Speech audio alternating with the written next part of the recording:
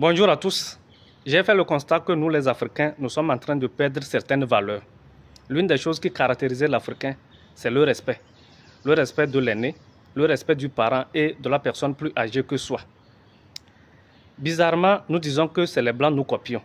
Mais je vois que les Blancs ont aujourd'hui encore plus ces valeurs que nous les Africains. Quand le petit Blanc veut sortir, il vient dire à son parent. Quand il revient de l'école, il vient saluer avant de rentrer.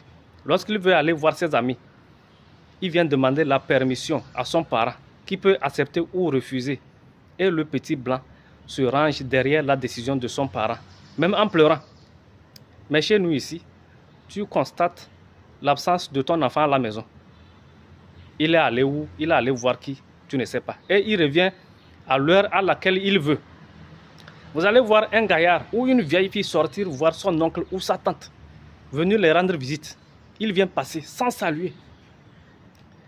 Vous allez voir votre fils ou bien votre fille. Ses amis vont venir à la maison. Ils vont faire du bruit. Venir dépasser toi le parent. Sans saluer. Et ton enfant même se lève. Il les suit. Sans venir demander la permission. Sans dire à ses amis. Ah, voilà mon papa, voilà ma maman. Et ce qui est encore pire.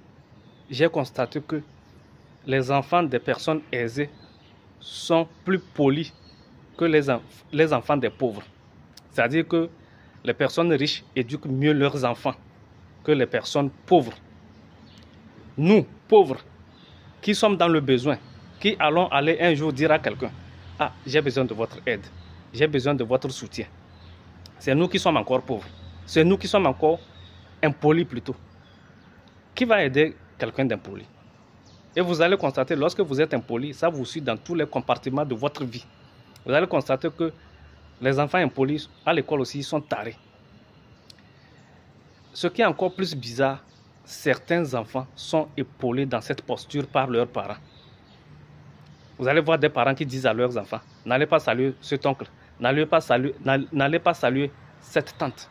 Toi, le parent, ce n'est pas parce que tu ne t'entends pas avec ton frère, ce n'est pas parce que tu ne t'entends pas avec ta soeur que tu vas demander à ton enfant de lui manquer du respect, que tu vas demander à ton enfant de ne pas le saluer. Lorsqu'il aura fini de manquer du respect à son oncle ou à sa tante ou à son grand-parent, c'est sur toi, le parent, qu'il va atterrir. Voilà comment nous créons des monstres aujourd'hui. Et si nous ne savons pas, c'est très inquiétant pour demain. C'est vrai qu'il y a des proches aussi qui sont foncièrement mauvais. On reviendra sur ça un autre jour.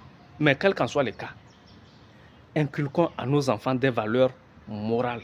C'est pour leur bien.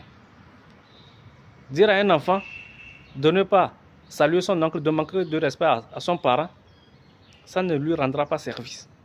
Tu es là aujourd'hui, tu n'es pas là demain.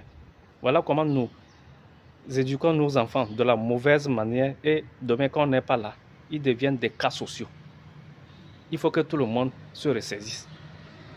Qu'on sache donner à nos enfants une éducation adéquate. Qu'on sache prendre le contrôle de nos enfants. Vérifier leur fréquentation, contrôler leurs amis. Parce que tu laisses ton enfant, peu importe l'éducation que tu lui donnes, suivre des voyous, il y a de fortes chances qu'ils deviennent voyous. Parce que les enfants écoutent plus leurs amis que leurs parents. À bon entendeur, salut.